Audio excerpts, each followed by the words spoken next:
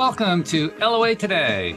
I'm Walt here with Daniel Mangana and David Strickle, the Stream of David. Today is Tuesday, August the 18th, 2020. It's 4 p.m. New York time. Wherever you are in the world, thank you for joining us for another episode of LOA Today, your daily dose of happy. And I'm happy to have you back, David and Daniel, in the same place at the same time, talking about law of attraction stuff. I love that. Look, God, I was going to say, probably not the same stuff. We've been getting really good questions on here, so. We do get good questions, although I have to admit this time we're a little bit shy on questions from the audience. But on the other hand, I got a lot of questions. So I think we're going to have plenty to talk about. Let's put it that way. It's going to be good. But what's happening in your neck of the woods? Anything new and exciting happening? With me, we have launched our Taya community. So somebody was just asking me about this on Facebook. So what happens after you go through my boot camp and you graduate Taya boot camp? Right. Is there aftercare? And aftercare, I love it.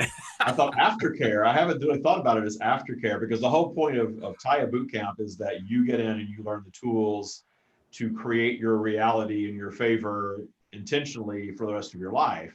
So I never thought about it in terms of aftercare, because I think I'm giving you the tools where you don't need aftercare, but we do have base camp. And so we have base camp, and we've had mastery for quite some time. Matt, our mutual friend Dan, is one of my Taya mastery people, and we always joke that the secret to mastery is that we're never going to master it. So I call them Taya masters, but they don't even like that, because they realize that this awakening thing is a lifetime thing. You know, we just keep lifelong practice, levels and new layers and all that, and that's the fun of it. But so we've created Taya community for graduates who want to continue in a learning environment, because we're all different. And what I am one of those, I want to dive in, I'm type A, I want to learn it all, and I want to be done, and I want to move on, right? Not everybody's like that. A lot of people want an ongoing learning environment. They love being in a learning environment where there's new things being taught all the time, which is not quite the same as mastery. So we've created that. So now if you're a real self-driven, self-directed person and you graduate from my boot camp, you go to base camp. If you really want to go to the highest level of the practice, you go to mastery. And if you are somewhere in between those two things and you want to just continue a learning environment, you got community. So with 2.5 years of experience and dozens of graduates, now I feel really good that we have all of those bases covered for people that are going through the boot camp program and learning Taya practice. So that's what's new with me.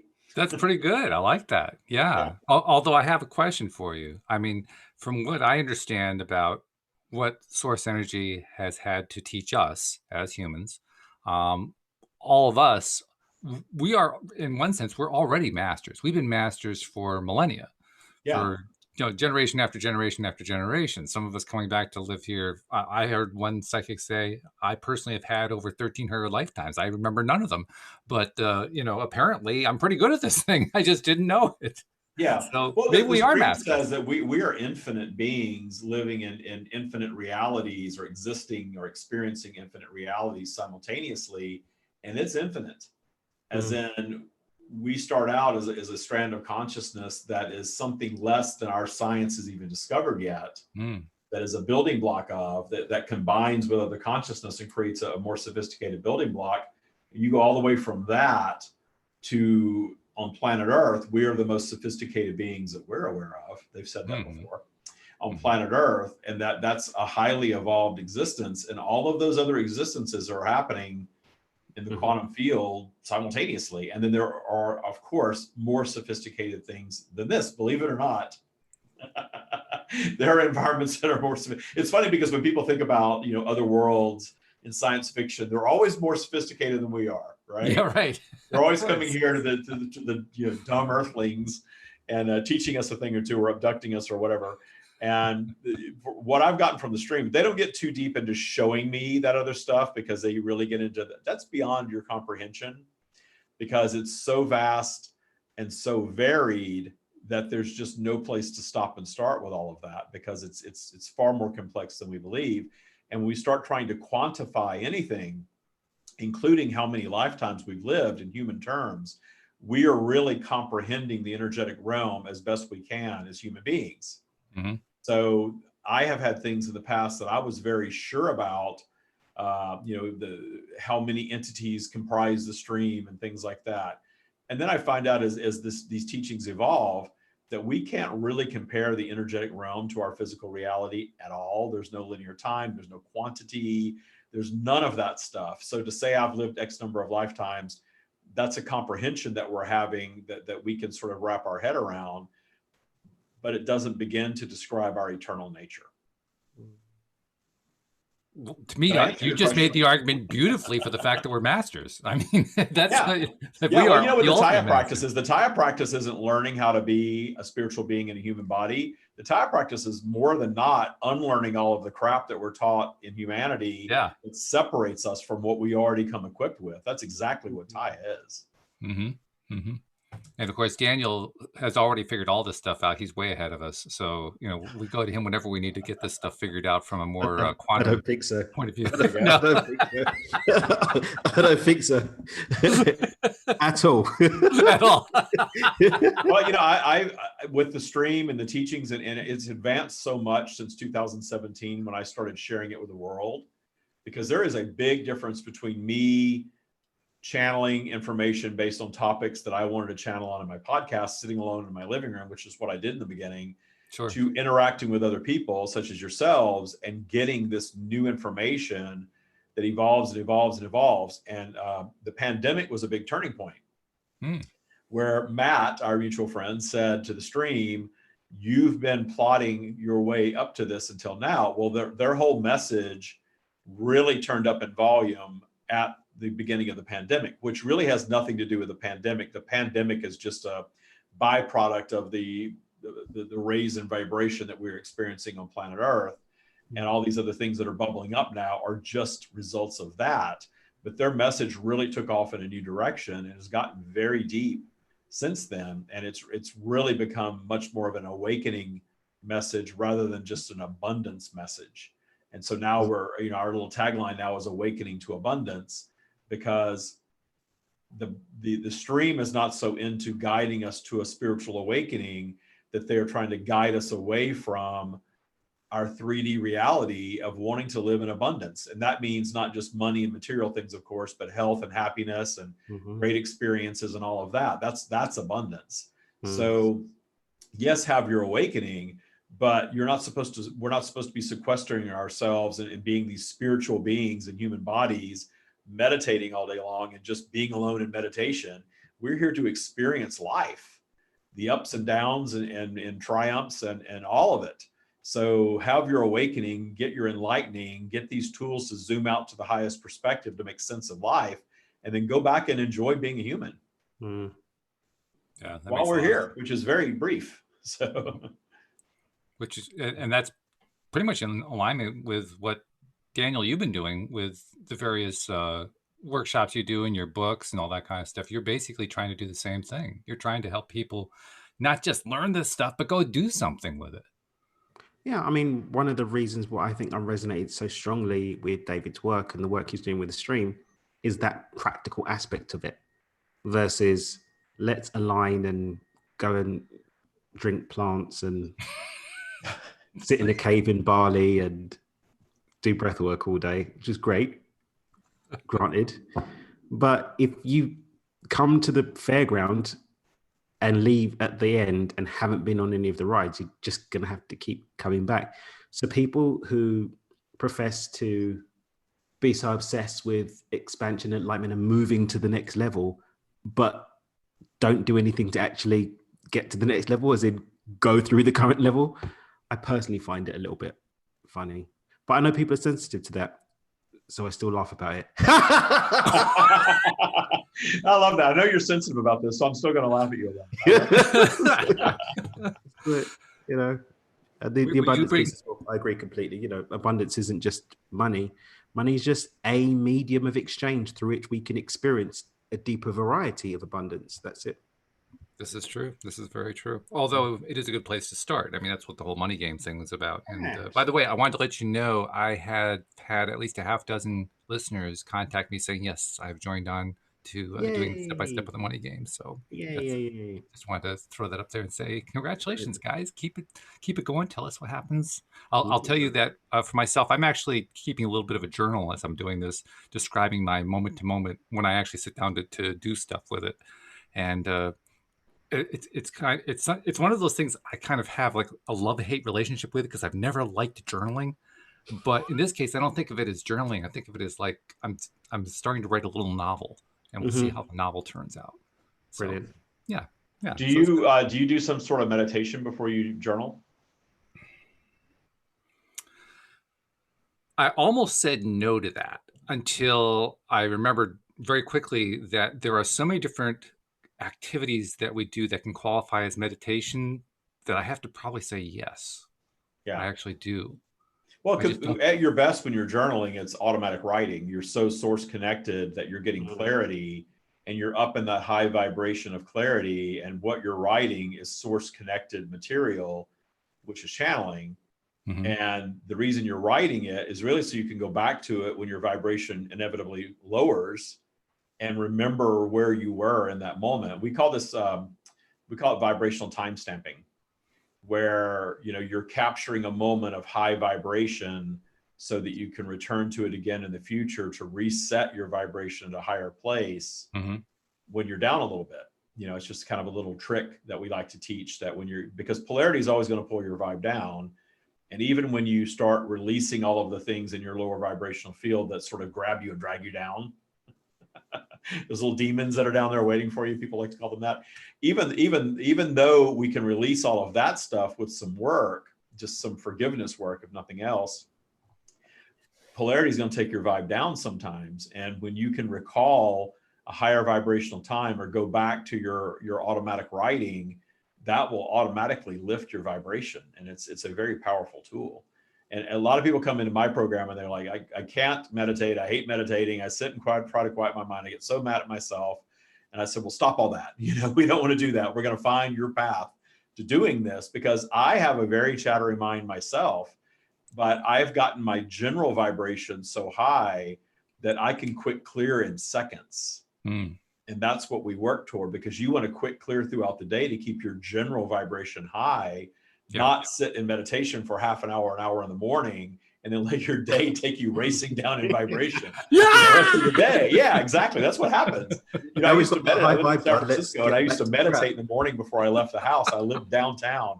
And then as soon as I pulled out of my parking garage into that traffic, boom, vibration down. So I had to fix that. I had to learn how to appreciate the traffic, appreciate the drive, appreciate the long list of emails that I had. Finding appreciation all day, every day raises your vibration, and it makes your life so much more enjoyable. I'm with you totally on that. Yeah. And while I don't really do typical vibration, I have never found lotus position, for instance, to be comfortable. I just won't do it. But I actually have a different experience for many people. Well, first, what was it? I guess about a year and a half ago, something like that, I started doing mirror exercises, talking into a mirror, telling myself, I love you, I think you're wonderful, building myself up and building up my self-esteem and so forth. Because Jack Canfield had published an article in which he said he did that for 30 days and the chatter disappeared in his head. I said, ooh, I like that. Let me give it a try. And I tried it for 30 days. And you know what? The chatter disappeared in my head. It was great. But that led to a rather perplexing experience the next time I tried to meditate, and has been the same thing ever since when I deliberately meditate. Because now, because I don't have that chatter going in my head, I fall asleep. I start meditating, and 3 minutes later, I'm ready to hit the pillow. I lose consciousness. Well, I think that's the purpose. The lotus position is a human creation, obviously. Yeah. And it's intended to keep you awake, because you're having to hold that posture to stay awake and then relax. But if that is your vibe and you love that and you're giving that the power, then absolutely it's a very powerful position for you. Sure. I never sit like that. That actually hurts my back so much that it separates me a little bit. Yeah, sure. We're all different. I had my awakening I was sitting in a leather club chair with an ottoman, just sitting there trying to quiet my mind. And then all of a sudden I had this explosive energy happen. I'll never forget it. And that was, over 10 years ago.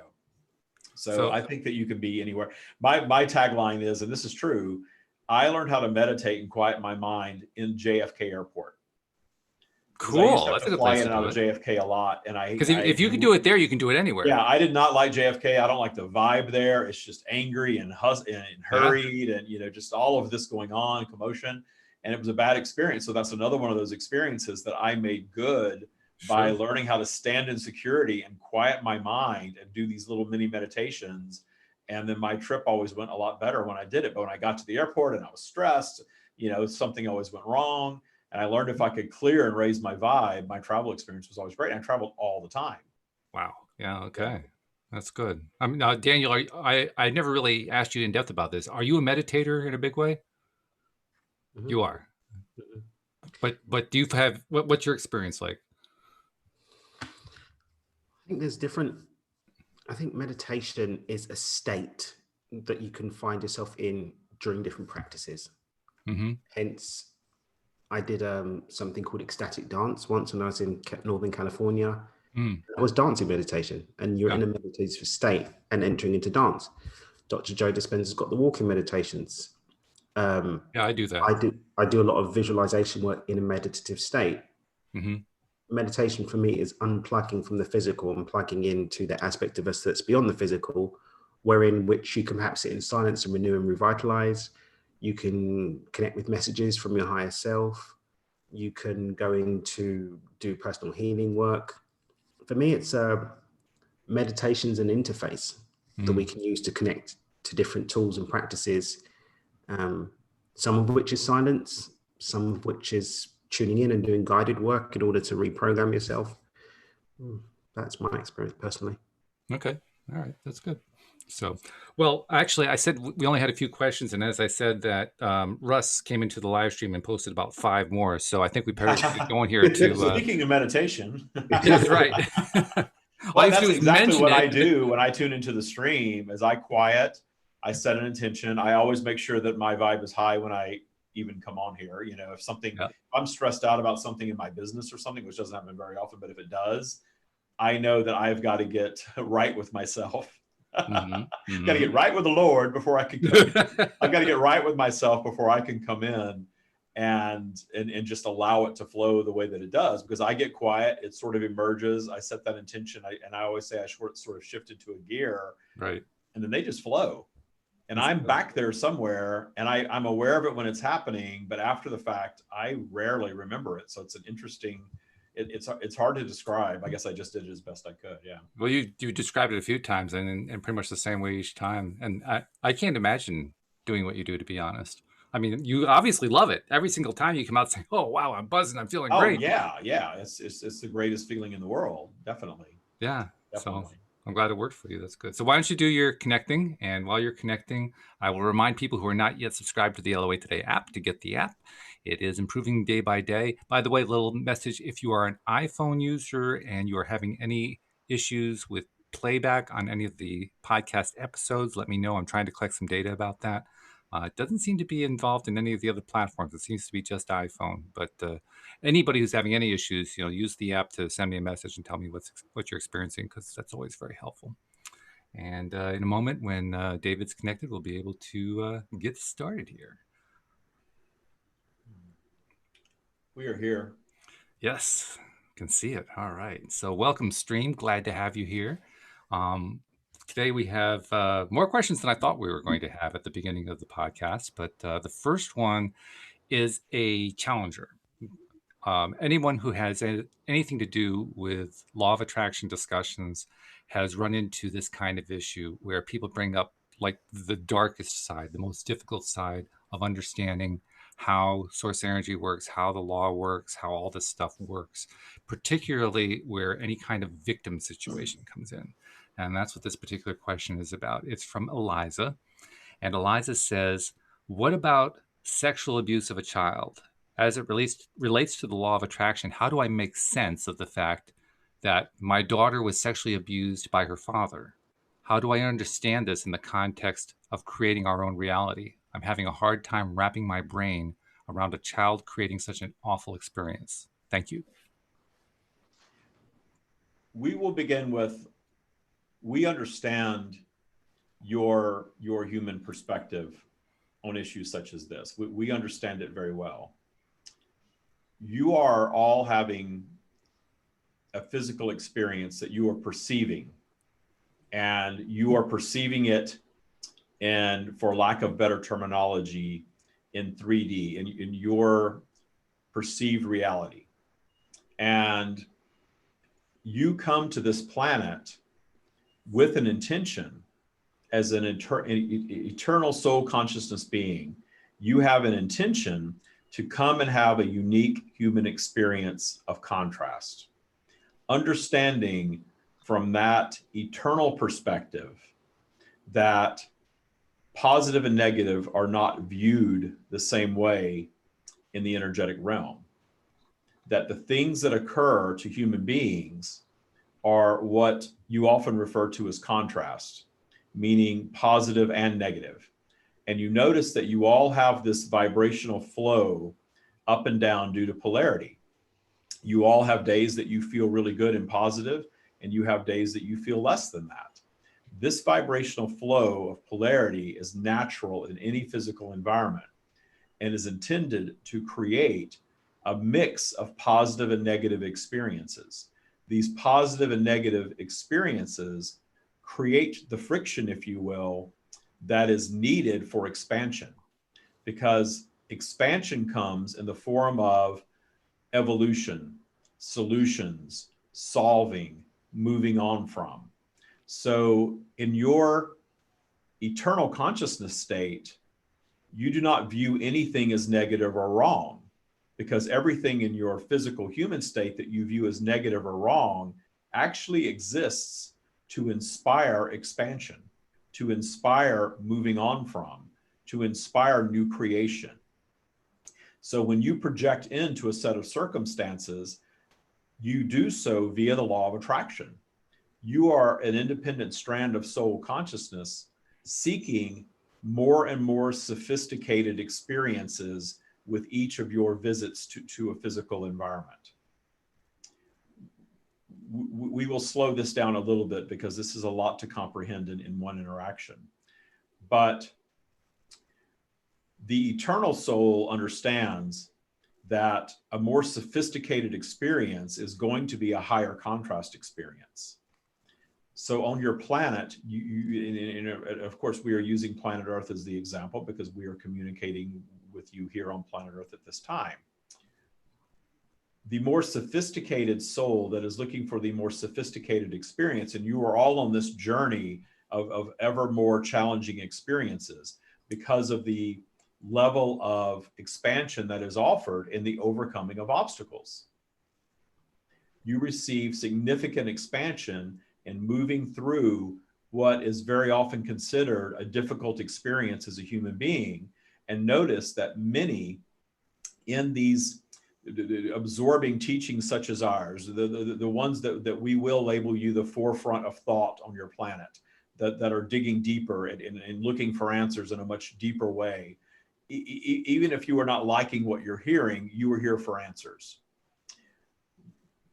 Very often, those of you that are participating in thought such as this have encountered things such as this. Either yourselves or close relations, loved ones, have encountered very difficult things. And that sets you off on a path that can set you off on a spiritual, a consciousness path.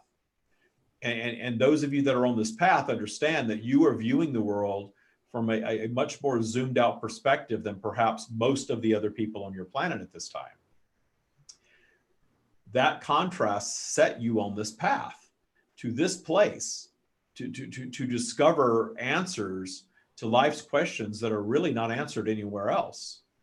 So a strand of consciousness chooses its point of entry, understanding the risk that is involved if that strand of consciousness manifests as a human, and for instance, a teenage mother who is not ready for motherhood, who chooses to abort the fetus, or one who is not healthy enough to bring a baby to term, and there's a potential there for a stillbirth or a miscarriage, or one who projects into terminal illness or abusive parents. That vibration is already present. That strand of soul consciousness understands what they are placing themselves in the path of, because they are seeking the contrast that they are going to experience in human form. Now, once that strand of consciousness goes through the birth processes and is fully absorbing the surroundings, which actually begins before birth, but certainly increases in volume after birth, they are absorbing everything around them all the time. This is how you learn to become to function as a human being. You are absorbing everything that's around you. The reason human beings find infants so adorable and appealing is because that is a natural universal process of that infant drawing multiple other human beings around to learn from. That's why you find infants so adorable. And in that infant's learning, they are learning a mix because there's contrast on all topics. They are learning happiness, they're learning joy, they are learning what it's like to be hungry, and they are learning very much what it's like to be fearful. Notice that the period of fearfulness most children go through between ages of 3 and 5. They learn fear. And you attract what you vibrate, not what you want or desire or deserve. And it certainly has nothing to do with what you were paying for from a past existence or anything of that nature. This guarantees that being manifesting in physical is going to have a unique one-off human experience. And that human experience is going to offer contrast in the overcoming of the obstacles and the finding a path to freedom and joy through the obstacles is that soul's expansion. So you come here for the things that you very often view as unwanted. And we understand that it's very difficult for you to wrap your mind around an act such as that. But we also wish to caution you that your society hanging the victim label on that child does more damage to that child's physical existence and experience than simply allowing the child to move through their life experiences and think of them from a higher perspective and come to think of that from a higher perspective. But hanging that victim label, if that being chooses to absorb that victim label and buy into that idea, that being is then in a state or a path of attracting more things of like nature throughout their lifetime. But that does not have to be. Your society's reaction to things very often does more damage than the actual event itself. There are certainly other species on your planet that have things of this nature that occur, and they're not as damaging. And the ones around it are able to make sense of it and move through it in a different way. But your minds are more sophisticated. So you're able to create this scenario where this being is forever damaged by something that happens. And that negative energy is revisited again and again and again on that topic regarding the one who is the victim and the one who is the transgressor. But there is a path to moving through that, releasing that energy and having that being actually expand from anything that has happened in a human lifetime.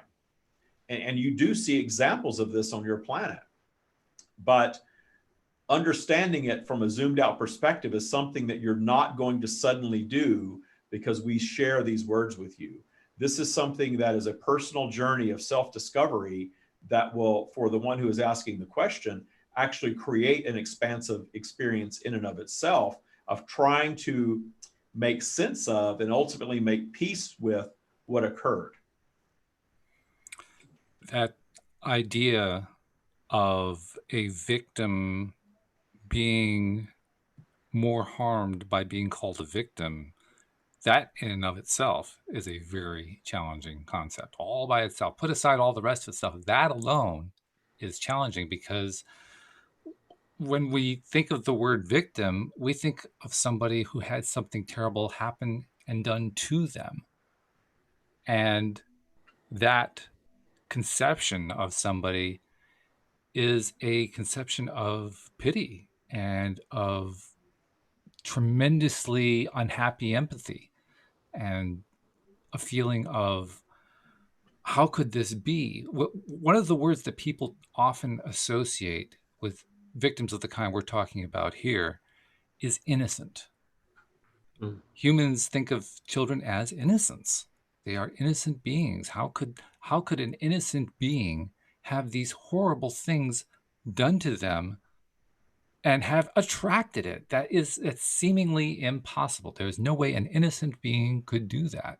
I had a discussion myself recently on Facebook with somebody who was essentially arguing, not just in this realm, in the realm of children and abuse and all that kind of stuff, but he was talking about the world wars and how, uh, saying that the law of attraction and that vibration was involved in all of it, that basically it caused all those wars. In his view, is absurd, because in his view there are so many causes. There are treaties that were created leading up to World War One. There was the assassination of the Archduke. There was all these various things happen, and attributing all And that all to those various vibration. things happen because of the vibration, or they would have not happened. Mm. Well, I agree with you personally. I'm making the argument that is often made, and the argument that they're making is saying that that's all vibration is just it's like a bridge too far for so many people. And so I guess what I David has want you to been do is I want you accused, to address and that bridge too essentially, far. we have been accused of the quote victim blaming, and we are not blaming anyone in this scenario. We are actually returning you to neutral, where it is not about fault, and it is not about cause, and it is not about who did what. It is an event that transpired, that has occurred, that you cannot change. What you can deal with is where you go from here, and making sense of it and ultimately making peace with it is a healing process for everyone that's involved. And we very often use the example of the mother that was in David's coaching program, whose son was brutally murdered in front of her home. Mm-hmm. And she suffered for 5 long years, and waited for the murderer to be extradited back to the state where it occurred for 5 years. Mm-hmm. And during that 5-year period, she was constantly being poked and prodded as the victim's mother, a victim herself. Right. And she was in such turmoil that she knew she had to release that victim energy to move on and find joy again in her life. And when she came to David, understanding our teachings and what we offer, David asked her, are you ready to forgive your son for what happened to him, and forgive his murderer? Those are two really tough and challenging questions, but they're right at the core, aren't they? They were. And she said yes. And he knew she was ready. And she had a miraculous transformation in the process. One to where and when we use the term forgive her son, obviously her son was the quote unquote victim in this. She has come to understand that strand of consciousness, was her son's personal journey, was to go through that experience on planet Earth. And part of her journey was to be the mother of a murdered son at the age of 23. And she made peace with all of that. And when she did, she had more access to him in his now state than she ever did for the 5 years prior to that. Mm-hmm. Because the more you are mourning and despising and focusing on what happened, the more your vibration is going to be low. When someone returns to their completed state, the transition period, that they are now existing as a strand of consciousness and pure positive energy. So when you're down in low vibration, you do not have access to them. And he is not in a state of judging what happened to him. So therefore, her key to reconnecting with her son on a regular basis was to raise her vibration and keep it so high that she had access to him regularly. And she found that to be true. And the making peace with the murderer came into play because right after she graduated from the boot camp program, miraculously, he was extradited back to Washington State, where she had to meet him face-to-face in court for the very first time. And that was a very different experience for her post-Taya boot camp than that would have been had she never taken the program. She would have been in that victim zone, that hating the murderer zone. Of course, this was not a joyous experience for her, but it was a very different experience of empowerment and being able to meet him face-to-face in court, because he is not remorseful for what he did. He believes that his act was an act by God. So he has no remorse for it whatsoever. So she even had to make peace with that, and she did. We use these extreme examples to demonstrate when someone is in the throes of grief and they're learning about the law of attraction, and this idea that someone attracts their own abuse or their own murder is very often misunderstood. the fact of the matter is you are all vibrating up and down. And even as children, you can go into low vibration. In fact, you do. And you can latch on to lower vibrational thoughts that are fear-based thoughts. They may not be sexual in nature in this instance, but they are the vibration of being harmed. And small children are going through this adjustment period where human life is very scary. They are seeing monsters. They are sort of morphing between the energetic realm, coming to use their tools of speech and things of this nature, and very often describing seeing things that are very frightening, are being frightened by things that no one else can see. That is because they are making sense of an energetic realm that they are adjusting to. And in all of that adjustment, there is fear in that vibration, and the fear in that vibration can attract unwanted physical things. And it is part of physical existence and part of the child's experience that the child absolutely can evolve from and even grow from. This experience can actually create a trajectory for that child to go much deeper with their thought process of making sense of humanity, and certainly much deeper in their thoughtfulness toward others. And ultimately, the best case scenario from your perspective would be to come to understand and make peace with what happened, not feel like a victim, and not keep that vibration active within them. So they will be a much stronger adult, and even preteen moving forward through the teen years will have the tools to not attract things of that nature again. If you were the mother of this daughter who was abused, and the daughter at some point, which is an important point to reach therapeutically speaking, the daughter reaches the point where, for whatever reason, she needs to break through, to reach a new level of understanding, to deal, to heal, to do something to shift from where she's at. If you were the mother, what would you say to the daughter? Depending on the level of recollection, and in the example, assuming there is some recollection and not full recollection of it, that this was something that occurred that society absolutely labels as something that is wrong and bad and evil. But the wrong and the bad and the evil had nothing to do with you. This was an experience that you had. It's something that you went through, and you were okay now, and you don't have to worry about it anymore. You don't have to look back upon it as something that was evil and awful and terrible. You can simply say to yourself that it was an experience that you had, and it need never happen again, nor anything like that ever happen again. You are safe, you are protected, you are as powerful as your thoughts. And if you believe that you are safe and protected from here on out, you will be safe and protected from here on out. The belief function of that is very, very important, because if you are stuck in the what if, and did I not believe that before, that is something that the being needs to make peace with. So what we would say to the child is, make peace with what occurred. Understand that it was something that is something that you may at a later date want to go back and revisit to make more sense of. But the important thing moving forward is to make peace with what happened and feel safe and feel empowered to control your own reality in a more deliberate way. So we are going to focus on positive things. We are going to focus on being safe. We're going to focus on loving ourselves, very important. We are going to focus on all of the good things that we have in our lives. We are going to focus on the things that we like and not really pay attention to the things that we don't like.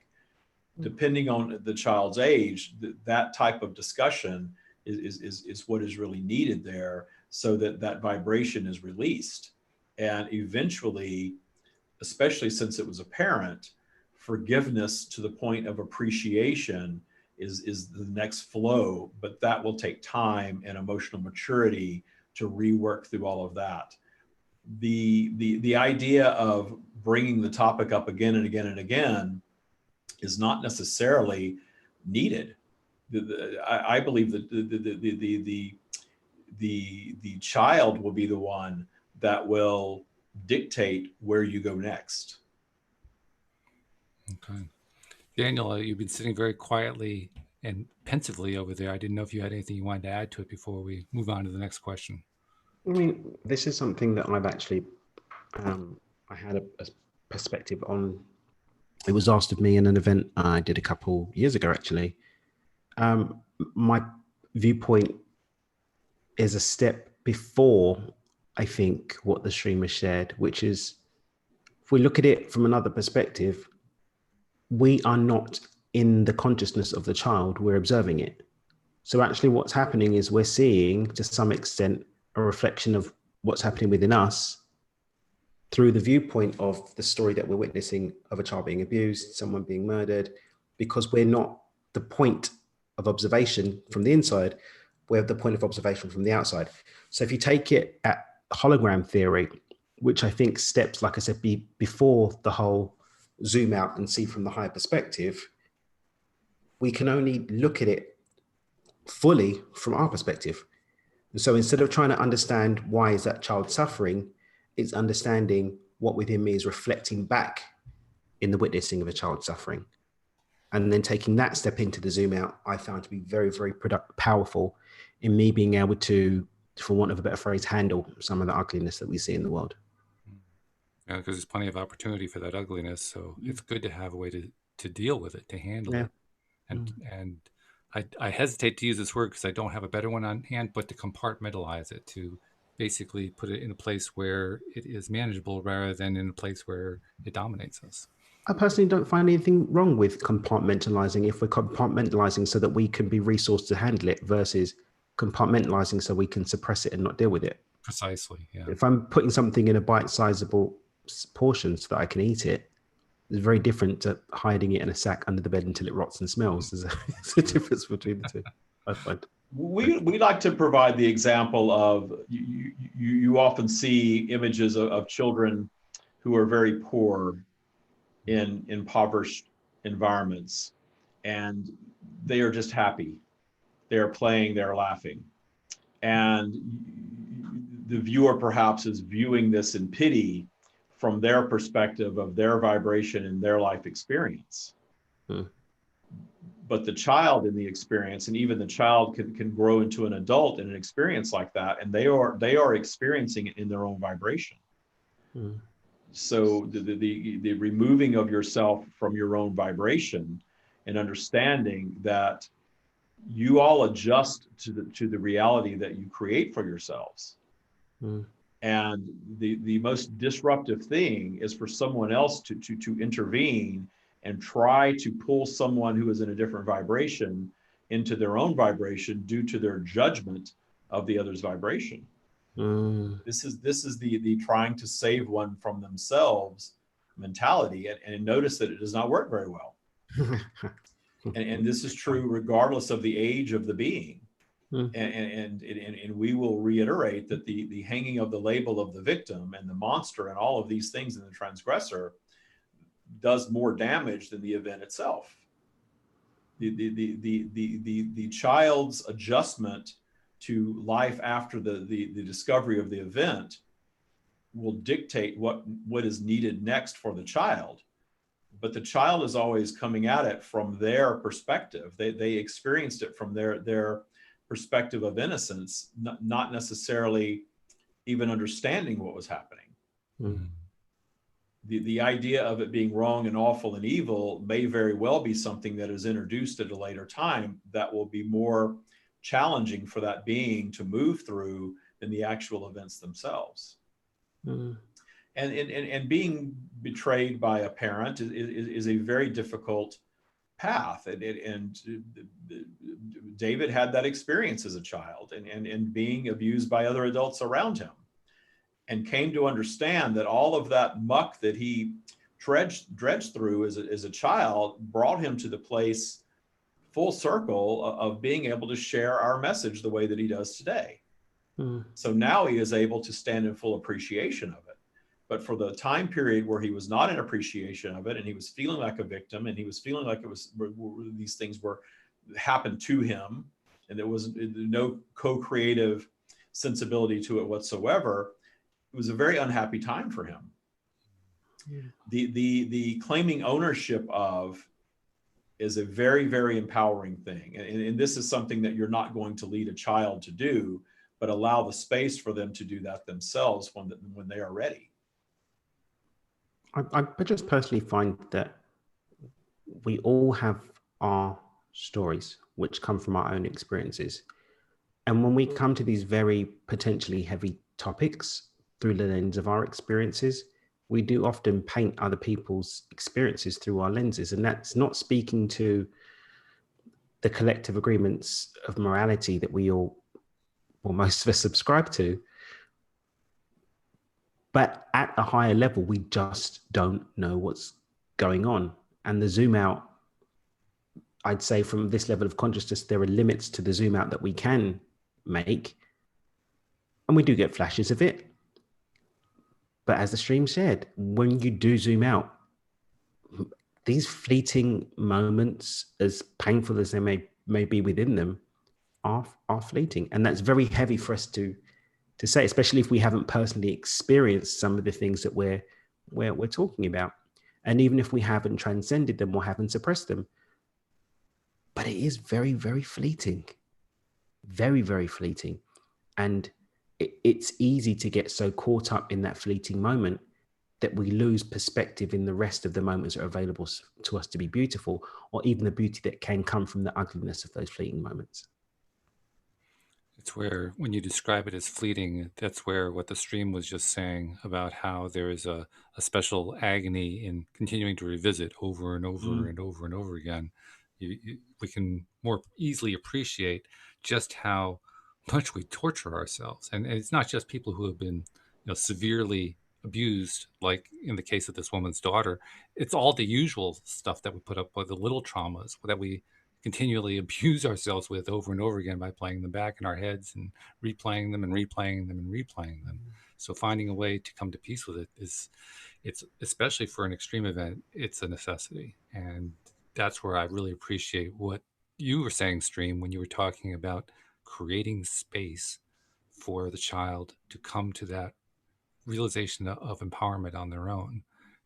That space is huge. And I have this very, very strong belief and knowledge that when we create that space and leave children to whatever it is that they are needing to do, it may not be somebody who's going through something as severe as this. It could be just simple everyday learning to grow up in this world.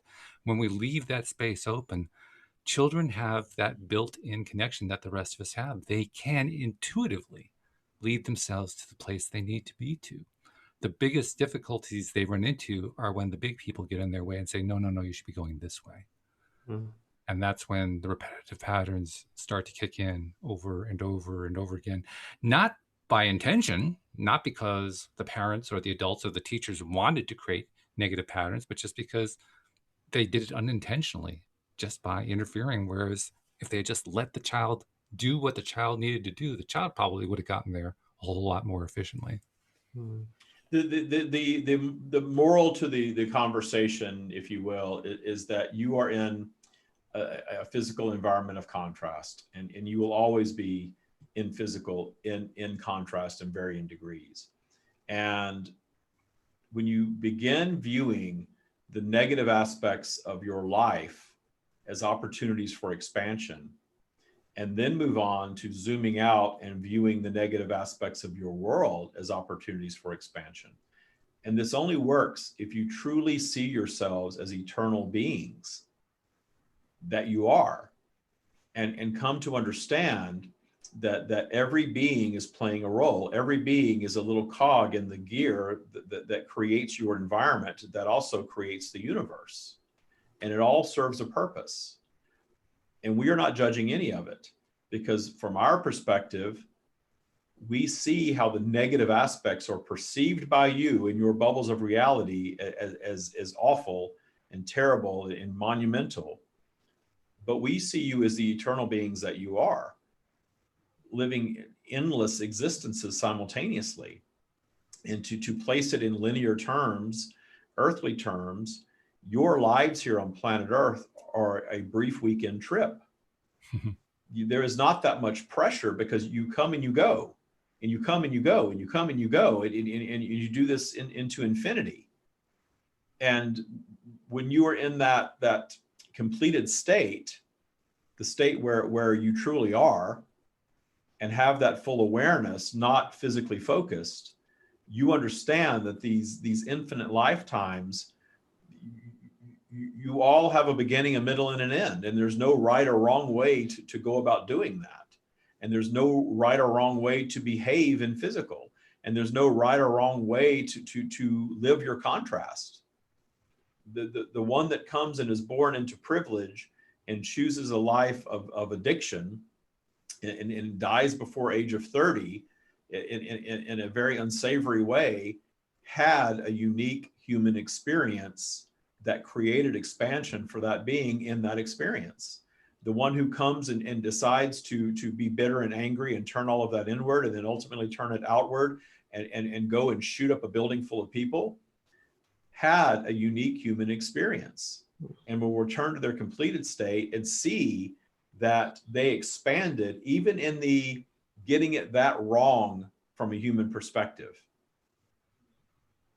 That act and that attitude serves a purpose in your environment that you do not readily understand. And where we want to challenge all of you that are listening to our teachings is to allow yourselves to continue to go deeper in thought until you come to the place where you fully comprehend that which you label good and evil, and fully comprehend contrast, and fully comprehend the purpose of unwanted in a physical environment.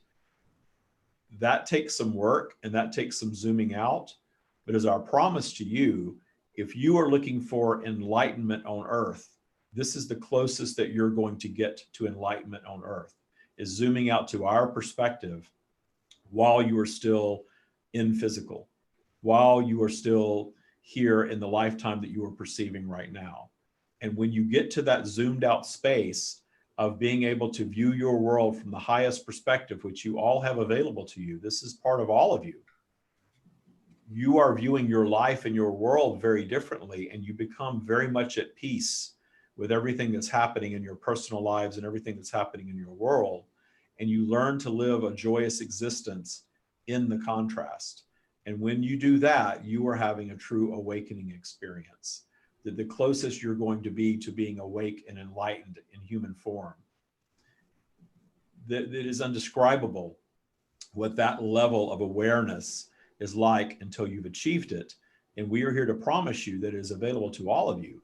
And those of you that are watching right now and hearing our words and thinking that you could never reach that you could never reach a point of appreciation of something so heinous. We want to challenge you to continue to do your work, to zoom out, to see it from that perspective. This is not meaning that those acts are suddenly going to be good. They are there to inspire new creation in the form of solutions, in the form of getting over, in the form of zooming out and making sense of, in the form of even finding appreciation for. But every tragic event on your planet, eventually humanity finds some form of appreciation for. As time and distance is experienced, you find greater understanding of events and appreciation for events and the shifts that it made on your planet and things that were changed as a result of something that was considered perhaps horrific at the time. But eventually it comes to light. And there are certainly some things in your recorded history that you have not reached there yet, but you will, because positive is always more powerful than negative. Negative, from your perspective of negative, only exists to inspire new positive. And there is nothing that is happening to any of you that is going to end that which you are. You are eternal beings here having a very temporary human experience. And any abuse, any neglect, any illness, and even an untimely death does not end the wholeness of you. Did I say this was going to be a show with few questions? We just spent 40 minutes on question number 1. This could be a long show at this rate. But we'll go right on to the next question, which comes from Chuck, who's has sent in a number of different questions in the past and has very much enjoyed the answers that he's received. He says, I would like to know, what is the stream's definition on what scientists refer to as dark matter in our universe? We know it's there, but scientifically, we don't really know what it is. I'm asking because I feel that maybe it's soul or spirit energy, and that's why science has not yet evolved enough to be able to quantify it. So what do you think, Stream? The science of humanity is an ever-evolving attempt to understand that which we are. And there is a density that there are no human words yet for us to describe exactly what that is, but there are varying densities of space. And this polarity that we speak of, this energy that keeps everything flowing, is ever flowing and ever moving. But there are places in space that you have explored that you do not yet understand. And there are other physical realities occurring that are not in some far off space. You look at your night sky and you see the blanket of stars when you are in a place where you're able to see such, and understand that absolutely there are endless other worlds, but there are other physical environments that you are in the midst of that are what you would call here in your solar system. Your planet is part of it. It is well beyond your comprehension. But the best that we can do with David's words to explain is think of particles that you are not even aware of that are worlds within themselves, and think of your planet as a particle in another world that world is not even aware of. Well, that gives Chuck something to think about for sure. Daniel's throwing his hands in the air. Mind blown. Okay, well, let's start with that as a foundation. Move on to Russ's question from the live stream, because he's kind of along the same lines here. And he was a little bit more verbose, so I'm just going to read through what he says. He says, I am fascinated with what quantum physics has done to challenge the preconceived notions of traditional science and how it relates to reality, time, and space. We know that thoughts create things. We know that thoughts hold more often and are continually speed up the process of manifestation. We know that the thought can be primarily plus or minus and will be manifested in some form. We know that the back and forth struggle of plus and minus relative to the thought, if held in continual conflict, will slow the manifestation. Am I correct so far? The plus and minus and flow is created to deliver this contrasting experience that we speak of. Mm-hmm. The raise of vibration and being in high vibration in this example of as a human being having your life experience, when you are in high vibrational territory, you are in positive creation territory. You are up there believing and crafting your dreams and bringing them to reality. Inevitably, polarity is going to draw you down. Polarity draws you down so that you're not just creating things that you want all the time, because as creative beings, and in this case human beings, but all beings operate this way on various levels. If you are up in high vibration all the time, just creating all the things that you want, you would have long ago created all the things that you wanted. You would not want for anything else. And that would be the end of creation. And the end of creation would be the end of expansion. And the end of expansion would be the end of your universe. And the end of the universe multiplied would be the end of that which we are. So the inevitable lowering of vibration exists absolutely to hinder the creation of every single thing that you desire, and also slow those things so that you can have the time to create a more perfect version of. Meaning, we will use the example of creating a business. And most of you have read stories of some of your most successful businesses. A business is launched and created with an intent to do a certain thing, and then the vibration drops, the money runs out, something happens, the product doesn't work, and many of the businesses stop at that point. Some of the businesses, however, do not. They forge ahead. They pivot, they change, they reiterate, and they create something even bigger and better than what they originally set out to do. David uses the example that Amazon absolutely started out to be a bookstore. Mm. And an understanding that there was only so much business to be had as an online bookstore at that time, moved into other things. And moving into other things created something vastly different than that. True. But the contrast, the negative the negative realizations in that business allowed that business to morph into something much greater. This is true for your personal creations, especially when you would consider the stakes are high. The stakes are only high because you make them high. But when you are wanting, from your higher consciousness perspective, to create a more perfect version of, take your relationships, for example. If you are wanting to create a strong romantic relationship, you are going to start out on a very high note. And then the vibration is going to drop. And what happens when the vibration drops? Problems are encountered. What occurs as the problems are encountered? Is that the end of the relationship? Or are the problems weathered and the relationship made stronger as a result of the lower vibrational activities? And then you bounce even higher than before. This is true on every single topic. And when the stakes are high, even more so. So you have this vibrational flow that not only keeps you from creating every single thing that you want and running out of things to desire, because you no longer have any problems because you haven't manifested any from lower vibration. So the perfection of it is that, and the fact that it allows the more perfect creation of the things that you deem most important, because you're going to vibe up and down on all of these topics. Yeah. That is why there are certain things that you can indeed manifest instantaneously. But the things that you consider more important, notice that they take a little more time.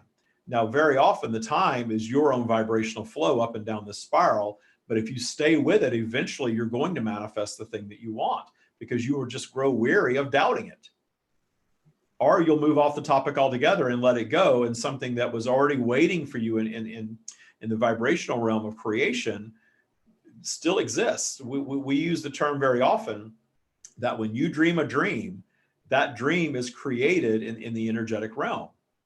And the energetic creation of it is far more important than the physical creation of it, in the perfection of it. So that still exists.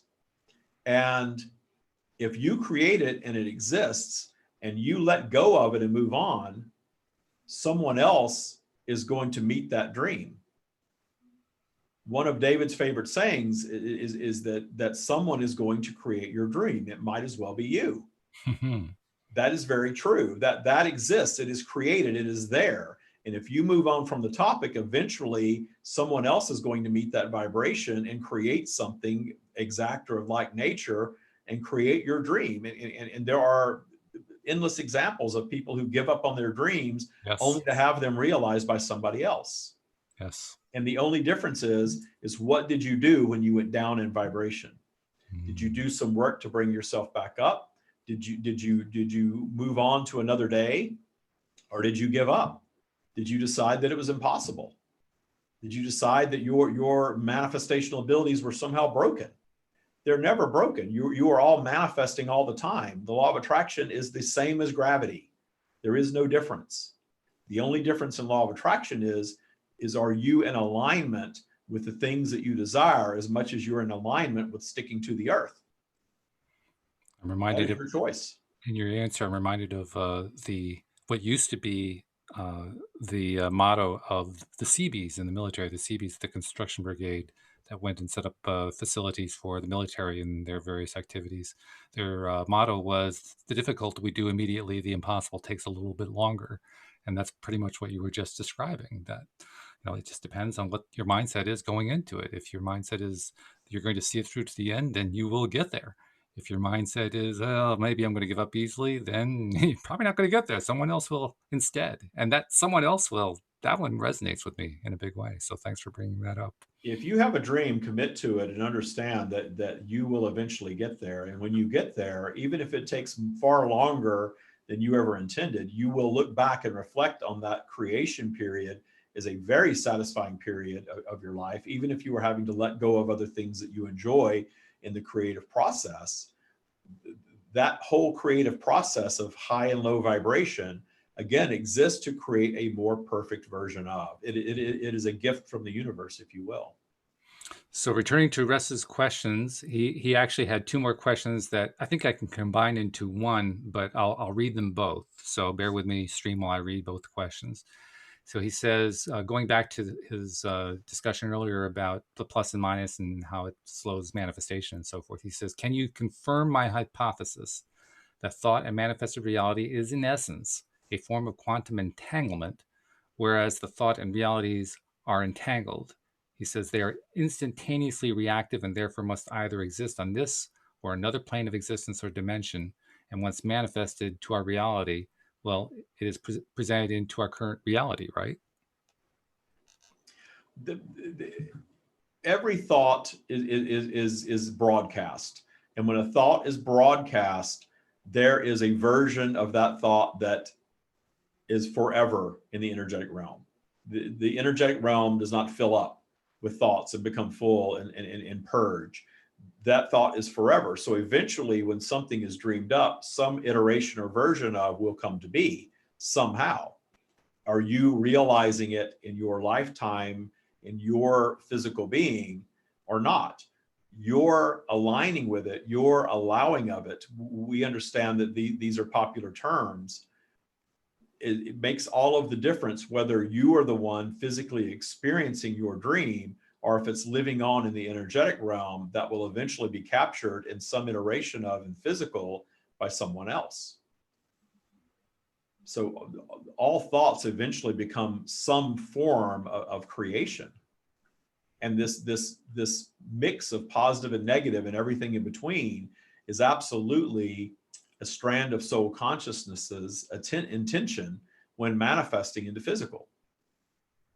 To have this flow and this mix of positive and negative experiences. Not one of you come here for an easy ride. And notice the ones that come for an easy ride very often disrupt that easy ride themselves. Yes, true. Yeah. Well, very good. This has been very in-depth, particularly the first question. That took quite a bit of time to go through, and it was well worth it.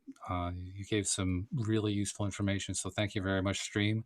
We will invite you and David to do your separating, and while you're doing that, we're going to, first of all, thank Russ in the live stream for the questions he asked, because that really filled things out a lot. Thank you very much, Russ, for joining us. And hi, Jeffrey. I didn't mean to ignore you, Jeffrey. I did see you there, but didn't really get the opportunity to say that. So I like what you did say earlier regarding a comment we said earlier. You said, I think there will always be a need for aftercare. I think aftercare is kind of what the human experience is all about. So yeah, I agree with you there. And David, you're reemerged. You're buzzing, I'm sure, because you're always buzzing after I'm one reemerged. of these. You're reemerged, yes. Yeah. And yeah, that was, I had a little bit of awareness of that. So that was heavy.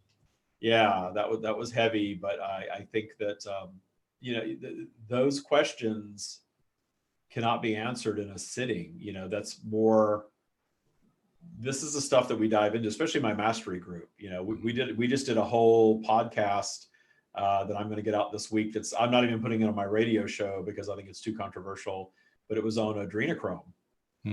Which, you know, adrenochrome is allegedly harvested by torturing and murdering children. So you can just imagine what that podcast is going to be about. Yeah, that's a fun one. Yeah. Yeah. No, it was a very heavy one to dive into. And I don't think I channeled in that one at all. It was all human perspective discussion around it, but certainly we pulled in a lot of stream teachings around that stuff. And, you know, how much of this is real, how much of this is conspiracy theory. You know, it's very easy these days with people needing to control and people having a lot of downtime and all of these things that are bubbling up. And when we question as a collective consciousness, things do bubble up and present themselves for detuning. And detuning is our way from a very high vibrational perspective of dealing with things. By not bypassing it, by not ignoring it, by finding appreciation for. And some of these things are very hard to find appreciation for. But if you really zoom out to that stream perspective, I feel their perspective of non-judgment. And I do feel their perspective of understanding everything that happens in our world from that perspective. That doesn't mean, though, that if I'm flipping through the news, that I don't see things that are very disturbing that I never want to see again happening. I can handle seeing it and hearing about it. When I say never want to see again, I don't want it to happen again. I understand that very, very well. But from their perspective, I understand also that all physical environments are environments of contrast, different levels. And humanity, you know, we're in this phase of, we've gone through a very long period of being rather cruel to one another. And it doesn't always have to be that way. There'll always be contrast, but it doesn't have to be that contrast. That is something we can solve. No, that's true. Yeah. Yeah. I don't think you've met him yet, but one of my former co-hosts who comes back periodically to fill in whenever he has a open time slot that aligns perfectly with a co-host not being available to do the time slot. His name is Joel Elston, and I talk about Joel frequently because he's one of my favorite people in the world. Joel went through some horrors in his young life and emerged from them on the other side, that teaching a message that he has taught now for some 25 years. Largely, he has been teaching them to people boys mainly, who were in the foster care system. He has personally helped to place, I think, close to 40 boys and young men in forever homes. And they were, in almost every case, boys that the system had given up on because they were considered unplaceable. And he was able to do it because of his own experiences. He himself, he grew up with his own little challenges with his own family, but he created his own challenges because he ended up stealing from his father's business. He developed an addiction to gambling. He ended up going to prison for what he had done. He went through one terrible step after another. He was homeless for a period of time, eating dinner out of a garbage can. I mean, just all these things he went through. And he comes out at the end saying, I don't want to live any of them again, but I wouldn't trade them for anything. I wouldn't trade them for anything. They are, in my words, not his words, they are the springboard of his life. They were the springboard from which his life turned into something beyond anything he could have possibly imagined at that And time. that's what all of that is really designed to do. And there's no right or wrong in how we react to it. But, at our best, we are using the negative aspects of our life. And he manifested quite a bit, it sounds like. And now he's doing something fantastic with it. And I say the same thing. I had a father that disappeared when I was 6. I had a mother who was definitely mentally unstable. I think I've told the story on here before. She told me to kill myself at one point, and never spoke to me again, for the rest of her life after I told her I was gay. I had to go through a lot to deal with all of that. But man, when I found appreciation for them, like, wow, I am who I am today. I am the strong, independent person who really breaks all the rules in life and comes out, in a really good side of it because of that. I wouldn't have changed. I wouldn't have changed and gone back to the Beaver Cleaver, version of parents at all. I'm very happy that I grew up around hookers and drug dealers and a crazy mother and an absent father and, no money and all that stuff growing up, because it made me who I am.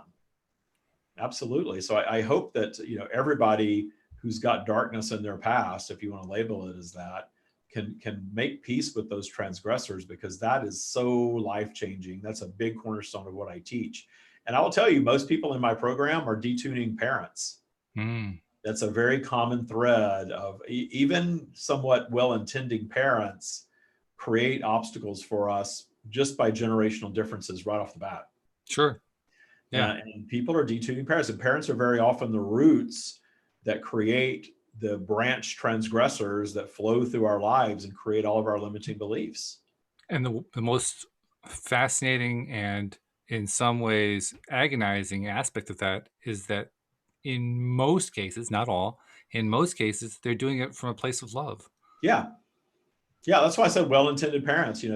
People, not everybody had the parents that I had, and a lot of people did. Now, I do have people that were severely abused and treated horribly by parents. And it's not always parents every single time, but that seems to be a common thread. And if you're a parent, this isn't about parent bashing. You can go back and listen to my podcasts on the Stream of David. There's 2 of them. One was called Your Parents Were Supposed to Screw You Up. And then, what a title. It's one of the most popular podcasts I did. It's been out since 2018, but Your Parents Were Supposed to Screw You Up.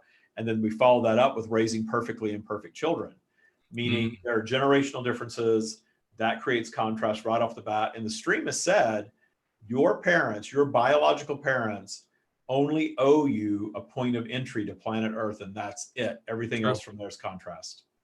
Everything else is contrast. And when you think of it like that, it's like, oh, wow, yeah. Well, okay, I got what they owed me. I got my contrast. Now, there are, to be perfectly fair, there are people who will argue, well, the parents actually had more of a responsibility than that. They had the responsibility to feed, to clothe, to provide Yeah. shelter, all that kind of stuff. So it was more than just the point of entry. Yeah. Well, they're just saying that your parents, because I have people also who were abandoned as infants. So, a couple. And that's where that thought train came from, is okay, they gave birth and everything else is your experience of contrast. Even if you're left on a doorstep or something somewhere, don't worry, that's not for you to really worry about. That was your experience that your soul was seeking, because whatever the outcome is of conception, that there's a strand of consciousness in conception. And we all know that some children are, conceived and miscarried, aborted, stillborn, everything else. There is a strand of consciousness manifesting that's there for the experience. And there is value in all of it that is not for us to judge from our human perspective, because we're looking at all of it from our human perspective. This is good, this is evil, this is how you're supposed to live life. And a lot of it is just what we're told in our society is right and wrong. We're supposed to, live a certain way, and we're supposed to live a certain number of years, and that's supposed to be a life experience. But, who says, really? I have a phrase that I use sarcastically and semi-humorously, but it's also a phrase that is meaningful to me because it's a way of reminding myself that I don't really necessarily know what other people are thinking, what other people are believing, what other people are experiencing. But the phrase is, oh, I did it to myself again. And when I think of life that way, I realize, well, I have plenty to deal with on my plate. I don't have to worry about anybody else's stuff. And the less that I spend trying to figure out their stuff, the better off I am, because I got plenty to figure out. So, the idea of staying in your own lane is actually pretty worthwhile. Oh, yeah. Yeah. Yeah. And, the other thing I want to bring up about parents too, before we end, is the idea that they are responsible for a lot. And that's why we did that Raising Perfectly Imperfect, parents, children, because it's sort of like you're going to screw your kids up no matter what. Yeah. Do the best you can. They are here for the contrast. You're probably going to deliver some of it to them, and it's fine. At your best, hopefully they don't grow up disliking you or writing books about you like I did. But try to avoid the mommy dearest diaries. Yes. Yeah. Well, I have to say I did address the fact that my mother had a great work ethic. She always paid the bills. We never had the lights turned off. There were times we ate cans of beans for dinner. There were things that she did that was right, but the unconditional love part wasn't there, and that was the part that hurt for a long time. And now I have complete appreciation for who she was when she was alive and how she was. And when I found that point of appreciation, that's when I started dreaming about her and experiencing her in a way that I never experienced her in life, which is a lot more pleasant. Well, David, this has been, as usual, very enlightening and very inspiring too, in its dark way. I mean, it was a kind of a dark episode in many ways, but thank you once again for sharing the time. Daniel had to skip off; he had an appointment he had to do. But I was going to say I wasn't aware of his departure, and it's a little confusing when I come back. But yeah. I was aware of some of that. I think when there was a point where you were wanting the stream to sort of address the child, and I came into awareness, I think they sort of step back for that, and I'm addressing it. It was an interesting experience because it was like I needed to co-create that. Oh, okay. Very good. Well, because it's from a human perspective, the stream's not going to look at a child and say, "Hey, you're an eternal being, get over it." They're not going to do that, because there is an understanding, obviously, of how we think and how we are and how we judge things, even though they don't hold the same opinion. Right. I know they understand it. I feel nothing from them but pure love. And getting their message out is sometimes difficult because from what we've been taught, pure love is supposed to be, it's not always congruent with that because it's real. But I can reconcile the stream's take on that more than I could ever reconcile religion, where you've got an all-powerful God controlling everything and yet still not stopping the things that we view as evil in the world from happening. I couldn't wrap my head around that, being raised in organized religion. And then when the stream swooped in, I get it from them. I just understand it. And I hope that we're able to communicate that through my channeling, how they feel. It's not that they don't care and they don't love and they don't know that we struggle. They see it from a higher perspective, because once we're in our completed state, we see everything the way, what did you say his name? Joel sees, his darkness in his life. Right. great appreciation. And in Taya, I guide everybody to find appreciation for the worst parts of their life because it's so empowering. Sure. Yeah. Absolutely. Yeah. So good stuff. Jeffrey, I saw your question there. We're about 15 minutes over time, so I think I'll save that one for next Tuesday, but I will bring it up next Tuesday. David, thank you once again for a wonderful Tuesday. We Always appreciate good to be here. Great. Always great, deep questions. And I love that. I get a good stream workout every time I come. a good stream workout. All right. We worked your muscles today. Yeah. It's the only gym I can go to in California right now. So yeah. That's true. Yes. So very good. So thank you very much. Especially thank you to those who sent in questions. If you have a question you want to include for the stream to ask, make sure, or to answer rather, make sure that you use the LOA Today app, because we have built in a question form exactly for that, to send in a question for the stream or for Rita or for any of the other co-hosts here on the show. So take advantage and send that question in so we can include you next week. So thank you, David. Thank you, live streamers. Thank you, podcast listeners. We'll see you all next time here on LOA Today. Goodbye, everybody.